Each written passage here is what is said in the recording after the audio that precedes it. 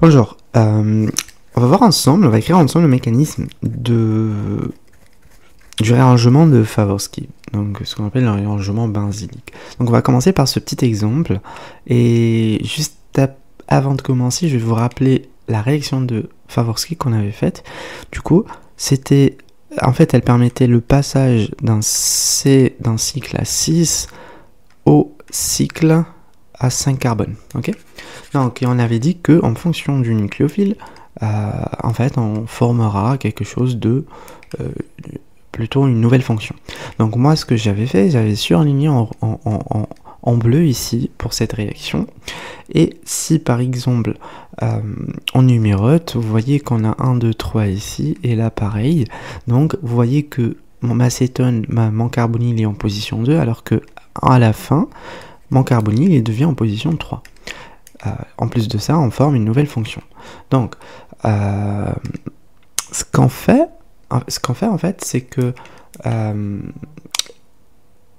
comment dire, pardon, ce que je voulais dire en fait, c'est que à un moment, le fait qu'il y a deux numéros différents, en fait, à un moment, il y a eu un réarrangement.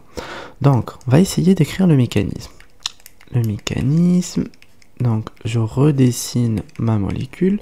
Ici, j'avais un chlore. C'est pas de bêtises, hein. J'ai oublié. Ok. Ici, j'avais mon carbonyle en position 2 et en position 3, un CH3. Donc, en présence de H-, qu'est-ce qui se passe? En fait, comme tout à l'heure, on cherche si mon composé il est énolisable parce que j'ai mon carbonyle. Donc, ici, oui. Donc, j'ai des H ici, par exemple. J'en ai ici aussi, mais on va pas en parler en détail parce qu'il y a un choix. Ok, du coup, la première étape, ça va être la formation d'un énolate. Ok, donc normalement, on fait comme ça. Moi, j'aime pas le faire. Je le fais rapidement et voilà, je forme un carbanion. Ok, donc je forme un carbanion. Ici, j'ai ma molécule de départ.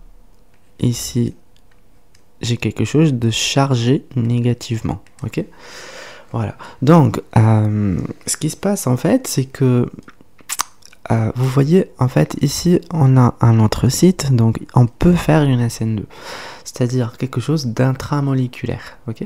Donc si vous vous rappelez de comment on faisait pour la réaction de Favorsky, ça va être la même chose. En fait, je vais essayer de le mettre de l'autre côté, c'est plus réaliste. En fait, on va faire une SN2, et le chlore, il va partir sous forme de -Cl-, ok. Ok, donc ce qui se passe après, en fait, c'est que d'abord, je vais dessiner ma molécule, la partie qui n'a pas été touchée. Ici, j'ai mon carbonyle. Et là, j'ai formé une nouvelle liaison rouge. C'est celle-là. Ok. Ok. On avait H-, et du coup, encore H- dans le milieu. Donc le H-, il y en a encore dans le milieu. Donc comment on fait? Il va venir faire une addition nucléophile suivie d'une élimination. Donc je vais le faire en vert, comme ça on arrive à suivre. Voilà. Donc il attaque ici le carbonyle. Donc on fait une addition suivie d'une élimination. Et lui, alors comment on va dire? Le premier, il peut être lui qui part. Ok, donc en vert. Sinon, on va le faire en rouge. Sinon, le même, mais il attaque ici. Alors, je vais le faire en rouge. Comme ça. En fait, il attaque ici. Alors, je vais du coup enlever ça. Ok. Il attaque ici. Et c'est lui qui part. Attendez. Je le fais comme ça. Alors, lui, il attaque de ce côté. Et c'est lui qui part. Donc, lequel est correct? C'est-à-dire, lequel est plutôt, je dirais, majoritaire? Alors, donc là, excusez-moi. Ça, c'est le résultat du rouge, donc comme ça, en haut, et en bas, le résultat de l'attaque provenant du vert. Okay, donc, on va commencer par le rouge. Le rouge, je vais tout dessiner en rouge. Ok, pour le rouge, j'ai la partie qui n'a pas été touchée. Je commence par ça. Et du coup, j'ai quoi? J'ai ça. J'ai ça. Ok. Alors, attendez. Voilà, comme ça on se perd pas. Ce qui est en rouge, c'est celui-là, ok? Voilà. Donc, j'ai quoi d'autre? J'ai quelque chose qui a attaqué en rouge, donc le OH, il a attaqué le carbonyle. Donc ici, on garde pour le rouge, on a... Oups, pardon. Pour le rouge, regardez, j'ai ça, c'est ça. Là, j'ai ça et le carbonyle. Donc, il me faut quelque chose comme ça, avec un carbonyle. Donc, moi, je le dessine en rouge. Donc, comme ça, avec mon carbonyle. Et avec quoi d'autre? Avec mon H en vert qui a attaqué, donc, OH. Ok, voilà.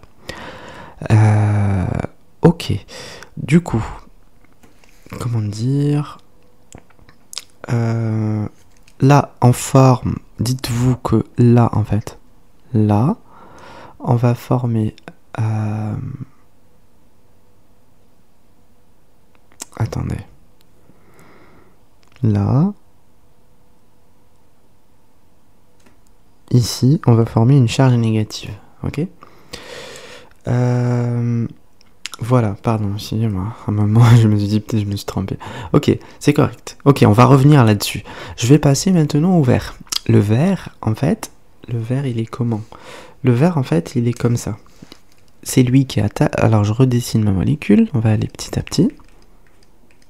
Voilà. Ici, j'ai une charge. Vous voyez bien, là, en vert, j'ai une charge positive.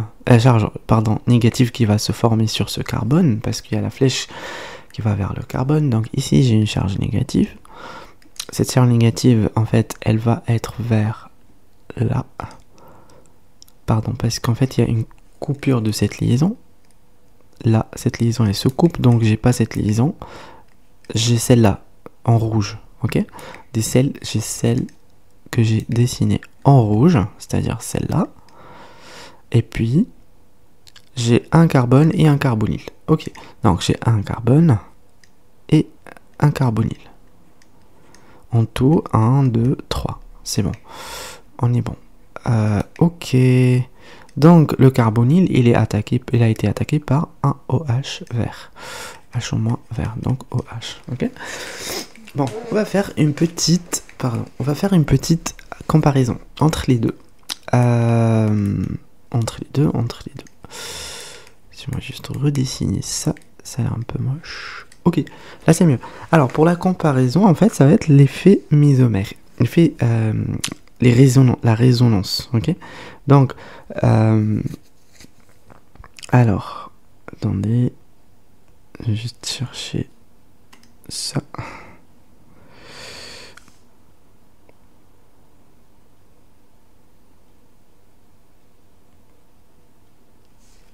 Alors ici, qu'est-ce qu'on a? Ici on a, pour la résonance... Ah, attendez-moi juste un instant. Pardon. Ok, du coup, en fait, si on fait la résonance, ben, en fait, celui-là, en fait. Donc la résonance, ça va être comme ça. Ok? Et comme ça. Donc, c'est ça? Voilà. Il n'y a que cette possibilité. On ne peut pas aller de ce côté. Alors que ici, cette charge, elle est stabilisée comme ça. Et comme ça, vous voyez tout le long du cycle en fait. Vous voyez là? En fait, celle-là, elle est plus stable. Cette charge négative, elle est plus stable. Donc, en fait, c'est celui-là qu'on va garder et pas celui-là. Voilà. Un truc un petit peu... Je sais pas si c'est intéressant ou pas.